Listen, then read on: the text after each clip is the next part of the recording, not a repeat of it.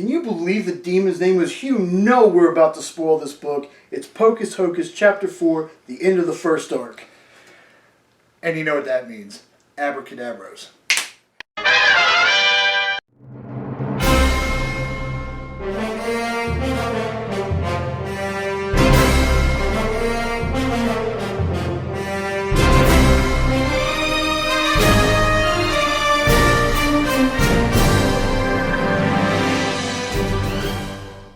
Alright, don't adjust your screens.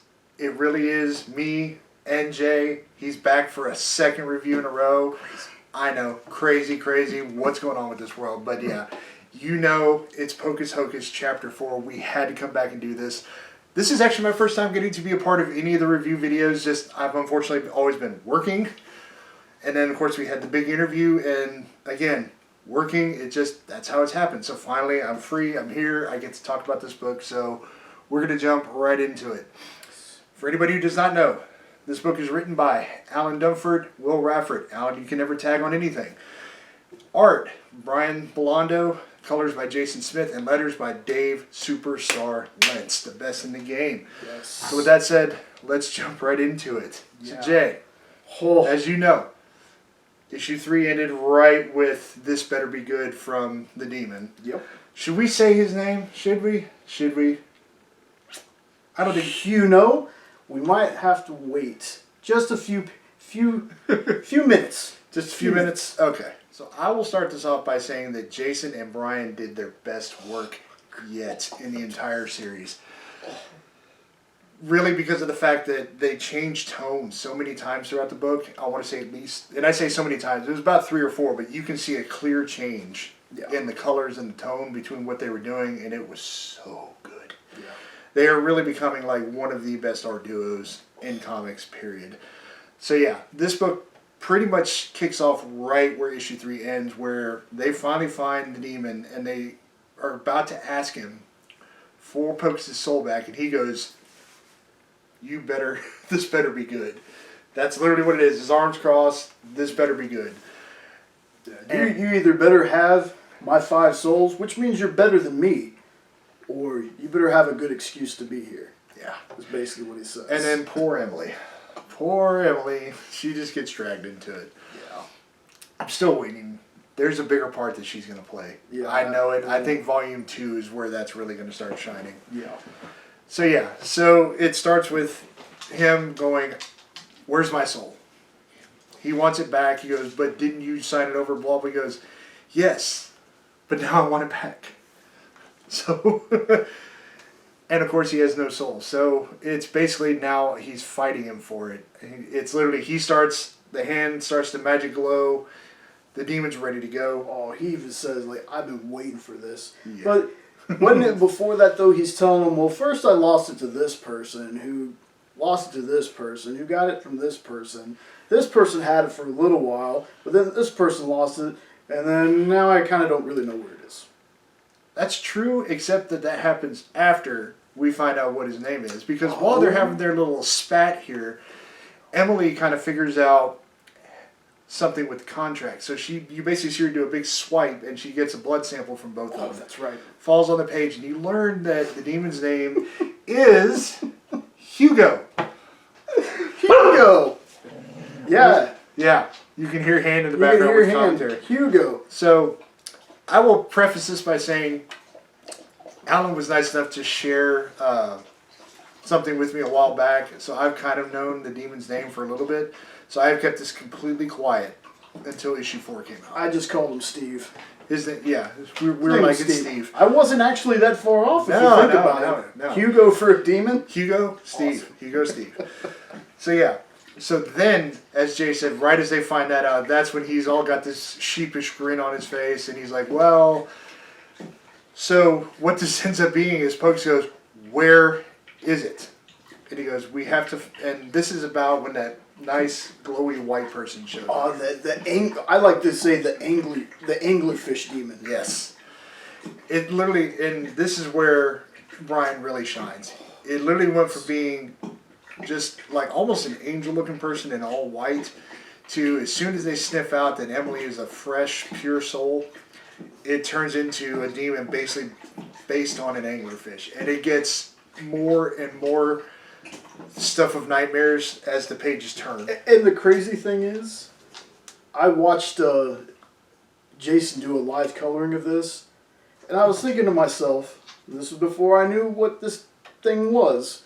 I was like, why does this chick have Twizzlers coming out of her nose? But when you read the book, it makes total sense. The demon behind it is amazingly grotesque, super scary. And, you know, the demon's like, well, you guys look like you got your hands full. And Emily's like, no, get in here now. Which kind of makes me feel like she figured out the blood on the contract thing, that maybe she has control over Hugo a little bit. It almost seems that way, the way she talks to him. Because then Hugo's like, okay, jumps in. You get this really funny, like, he's just smashing this demon. Yeah. I will say, I want to see the intermission because I want to see the concept art of Hugo just tearing that thing apart. Yes. I just got to know. So yeah, they do this intermission and it comes back and boom, this thing is beaten up, brutalized. Now, of course, Pocus is like, where is it? And he says, well, we have to find Maz. Yeah. To get the answers you seek. And like, well, where is this? Well, never mind. She's found us. And you see that this is where, like I was talking about, the change of tone in the book. This is where a huge tone change comes. Because at this point, most of the book is like reds and blacks. Yeah. And then, of course, the non-color for Pocus and whatnot. But it changes to this awesome kind of blue because of the house. It pops up from Maz. And out comes Maz. Well, I'm going to go ahead and say this. I've got a huge note. Maz may be one of Brian's coolest monster drawings yet. And Brian does a lot of cool stuff, but this was 100%, I think, Brian in his element. Dude. And then Jason, again, drawing in that tone with color. Maz is awesome looking. And picture someone carrying a head in a body with a bunch of tiny bodies inside of it. Bro, it's like stomach. Baba Yaga and a bunch of just dead corpses got thrown into a blender, and this is what you got out of it. Pretty much. Yeah. It's disturbing. So awesome though. The concept and the character looks so dope though. Yes. And of course, basically what Maz is they're kind of like the oracle of this particular realm, which you learn in this particular part of the book that hell has many different realms or areas, and where they are is just one of them. And apparently Pocus' soul is in a different one. And so she's like, well, we're wasting time. Everything's about to be in alignment. But we're not even. We have 2 humans. We don't have but 1 demon. And of course you see Pocus go, okay. Off comes the hat. Out comes... If Jenna was here, you could just insert... Bunny! Out comes Horace. Because apparently Horace is a demon. Who would have known a pink bunny? So now everything's even. And it's concentrate on what you want most. And this is kind of where you get a little of like the sad moment insert, like a violin playing Cry Me a River. And out comes Pocus' father, who apparently is in hell performing. And that really raises some questions. Why? Because of this line that's going to come here in a second. Basically, they're going back and forth. And he goes, what are you doing here? He goes, trying to please you. All I wanted to do was be a magician. He goes, well, the only way that you could have been better than me is if you sold your... Tell me you didn't. And you see him just go, well, he goes, all I ever wanted for you, son, was for you to be happy. Yeah, to follow your heart. To follow your heart. He goes, well, why didn't you say that? And he's that whole father that doesn't pay attention. Like, I didn't think I needed to. He was about to say something super important. Yep. And then another demon shows up and says, Mr. Pocus, we need to get back on stage. The crowd is literally eating each other. Yeah, and it's Mr. Hocus. Yeah, Mr. Hocus. And then, of course, he's like, because Emily, I'm so sorry that you got dragged into this. Pocus, you're just like your mother. Wait, what? And then you see him turn around and go, everybody, Richard Hocus. And then he disappears. And for a split second there, I thought we were going to get that whole I was always proud of your son moment. I thought we were going to get that. I thought maybe I jumped to conclusions from the first book and thought Richard was living up to his shortened name. But now I can't tell. Now it was like very like backhanded compliment almost. Yeah. You literally felt a hint of sympathy for Pocus. Yeah. As much of a dick as he is, you actually felt some sympathy for Pocus. And I kind of still do until we figure out what's going on. But yeah, so that whole moment right there is just like, there's your feel sad, let's bring you in, feel some sympathy for Pocus thing. And it's good because you needed that as a quick little break from all this, the horror and the comedy that's been there. That's a nice little interlude to bring in.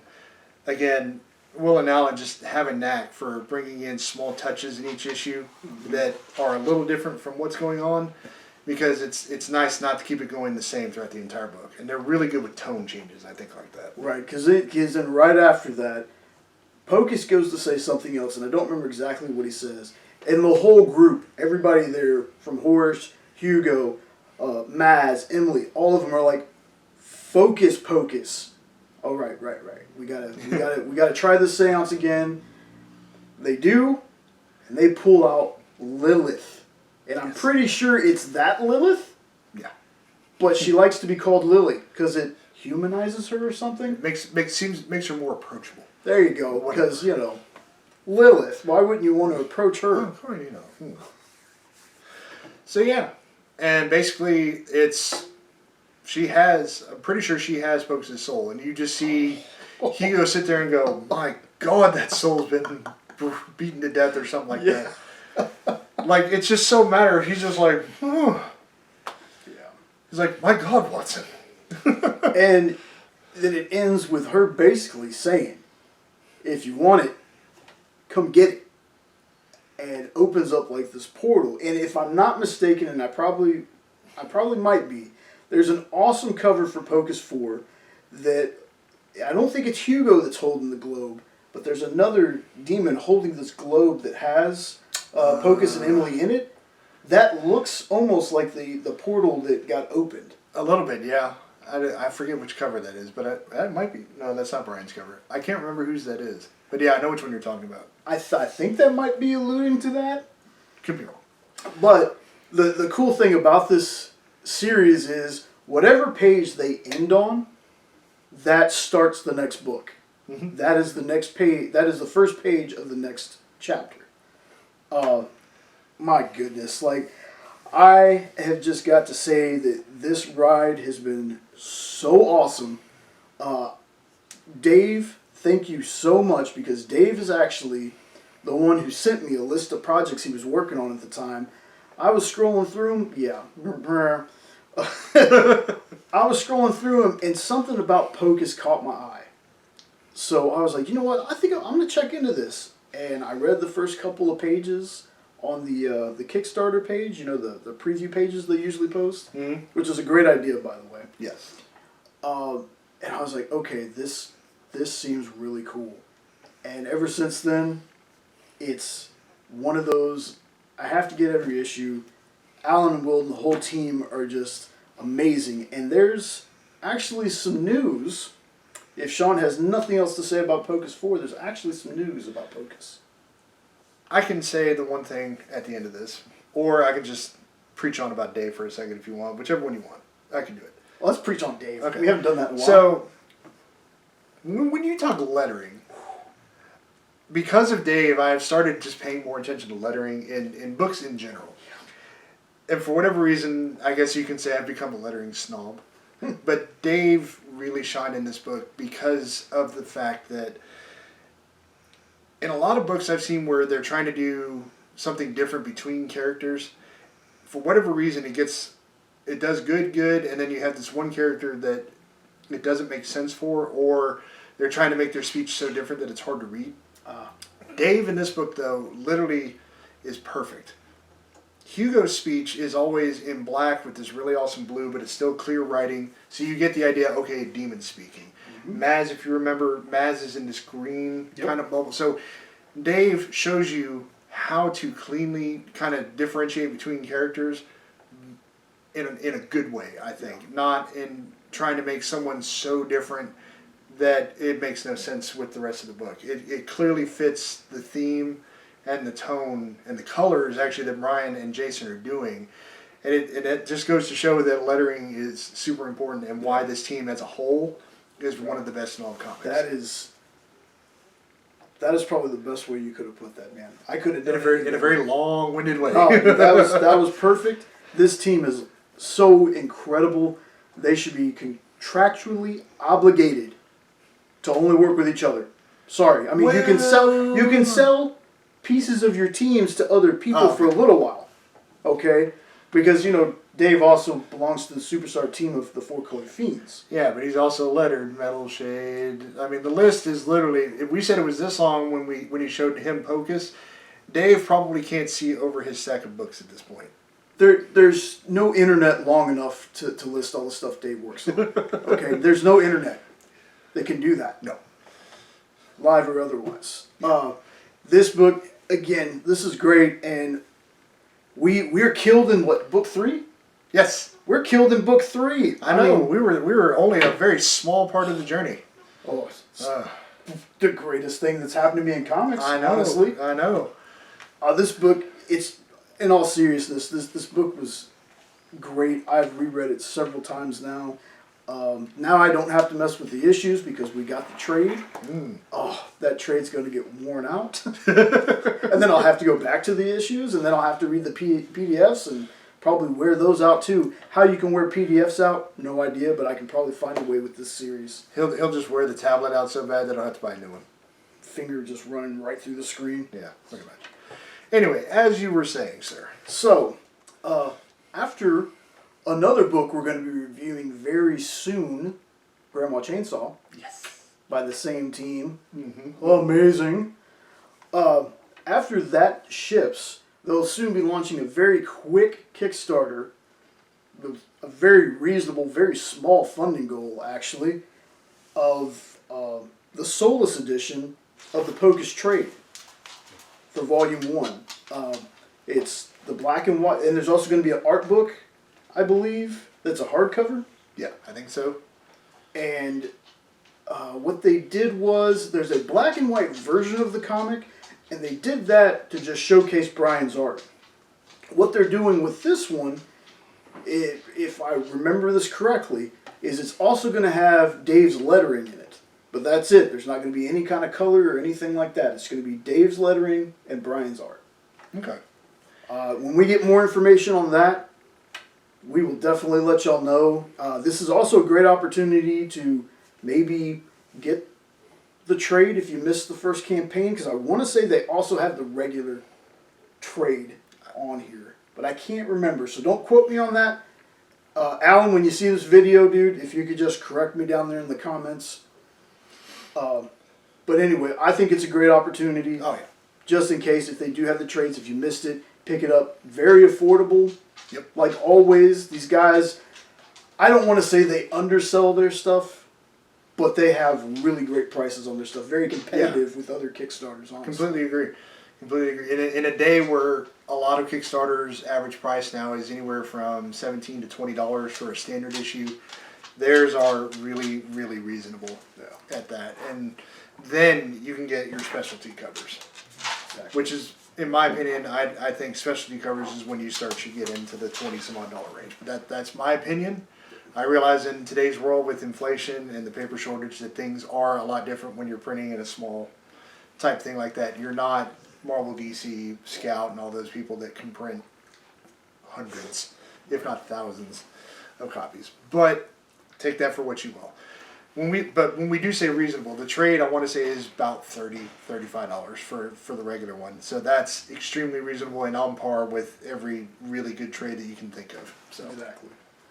But that's all I got. The book's amazing. You should check them out. I'm going to see if we can get a link to their Substack, because they're on Substack.